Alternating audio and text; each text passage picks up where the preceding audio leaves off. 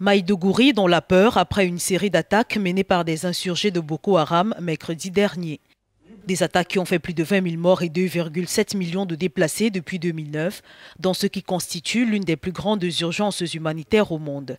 Les populations revivent cet assaut, l'un des plus sanglants de l'histoire des fondamentalistes islamistes. Nous avons pensé que Boko Haram avait réduit ses actions.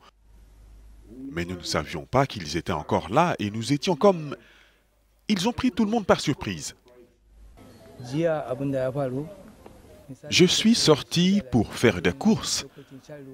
Et quand je suis rentré du marché, je ne pouvais même pas entrer dans ma maison parce que ma famille avait commencé à fuir.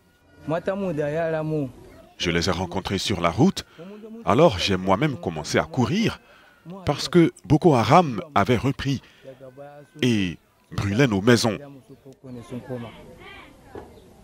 Selon des agents humanitaires et des témoins, ces raids se sont caractérisés par des explosions et des tirs à l'arme lourde pendant au moins 45 minutes dans les banlieues sud-est et sud-ouest de la ville.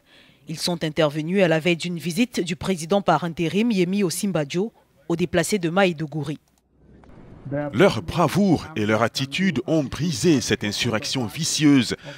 Et par la grâce de Dieu, dans un avenir très proche, nous éliminerons cette menace, une bonne fois pour toutes.